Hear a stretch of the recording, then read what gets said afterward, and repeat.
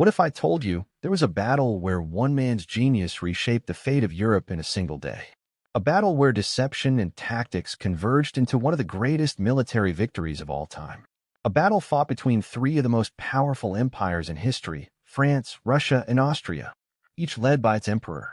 Welcome to the Battle of Austerlitz, Napoleon's masterpiece. Chapter 1. Europe on the Edge of War. Europe in 1805 was a tinderbox ready to explode. The French Revolution, which had sparked in 1789, had torn through monarchies, reshaping the political landscape of the continent. By now, France was led by one man, Napoleon Bonaparte. His rise to power had been meteoric, his conquests legendary. But every empire, no matter how strong, has enemies. Britain, Austria, and Russia had all suffered humiliating defeats at the hands of the French. Now, they were determined to bring Napoleon down. After a brief peace following the Treaty of Amiens in 1802, hostilities resumed. Britain, always Napoleon's most determined adversary, formed a new alliance. The Third Coalition was born. Led by Britain, Russia, and Austria, the coalition aimed to crush the French emperor once and for all. But Napoleon was always one step ahead. In northern France, Napoleon had amassed an invasion force, 150,000 men, ready to strike at Britain. But the Third Coalition forced him to change his plans. Rather than attack across the English Channel, Napoleon turned his attention eastward, where Austria and Russia were gathering their forces. His Grande Armée, a well-oiled machine of disciplined soldiers, moved with precision and speed that would soon outmaneuver his enemies. Chapter 2. Napoleon sets his trap. Napoleon was a master of strategy. He knew the Allied forces were coming, but rather than waiting for them to reach him, he moved first. His troops marched swiftly from the Rhine, crossing hundreds of kilometers in a matter of days. The Austrians, under General Karl Mack, had gathered their army at Ulm, believing they were safe. They were wrong. In a stunning display of military genius, Napoleon trapped 60,000 Austrian soldiers at Ulm in October 1805. The Austrians, caught completely by surprise, surrendered without a major battle. The French continued their march, capturing Vienna by mid-November. But despite these victories, the war was far from over. Napoleon knew that the real test was still to come. Russia's Tsar Alexander I was marching towards Austria, bringing a vast army with him. Together with the remnants of the Austrian forces, they sought to trap Napoleon. But Napoleon had other plans. He needed to bait them into making a fatal mistake. The key to Napoleon's plan was deception. He appeared to weaken his forces, abandoning the high ground, the Pratzen Heights. It was a strategic position that any general would want to hold. Napoleon let the Allies believe he was vulnerable, that his army was retreating in disarray. But all of this was part of the trap. Believing Napoleon was on the defensive, the Allied command decided to strike. Their plan was simple. They would attack Napoleon's right flank, cut him off from his lines of communication, and crush him. It seemed foolproof. But in reality, they were playing directly into Napoleon's hands. Chapter 3. The battle begins. The morning of December 2nd was shrouded in thick fog. Napoleon had around 72,000 men, while the Allies fielded a much larger force, 85,000 soldiers. On paper, it seemed like the Allies held the advantage, but the battlefield would soon tell a different story. At 8 a.m., the Allies launched their attack, aiming for Napoleon's weakened right flank. The village of Telnitz saw some of the fiercest early fighting, with French soldiers defending desperately against wave after wave of Allied troops. But just as the Allies thought they were about to break through, reinforcements arrived.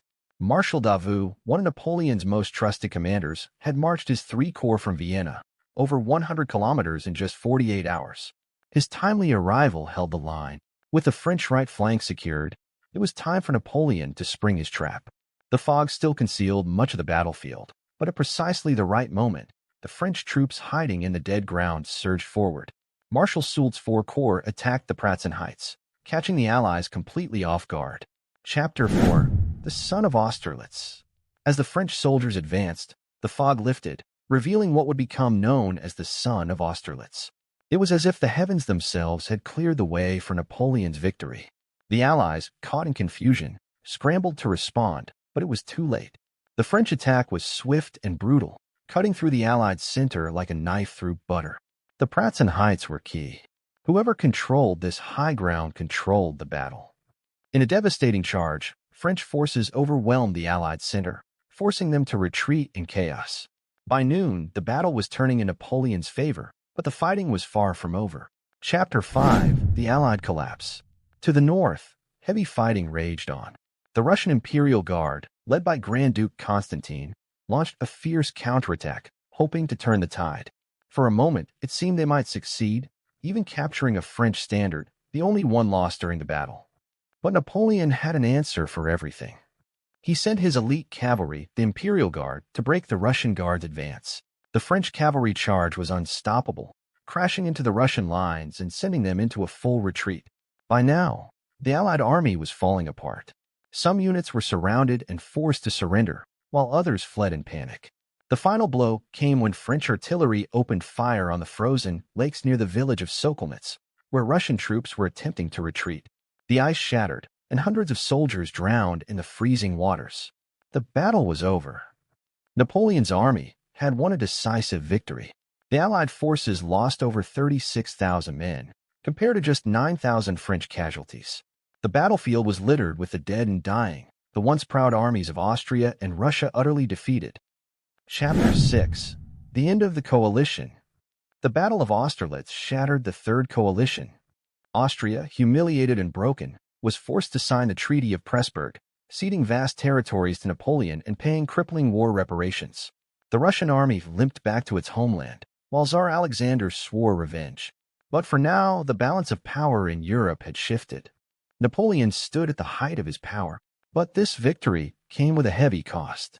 While Napoleon's empire expanded, so did his ambition. Austerlitz was not just a military triumph. It was the spark that ignited his insatiable drive for domination. The wars that followed would be even bloodier, and the empire he built would eventually crumble. The legacy of Austerlitz.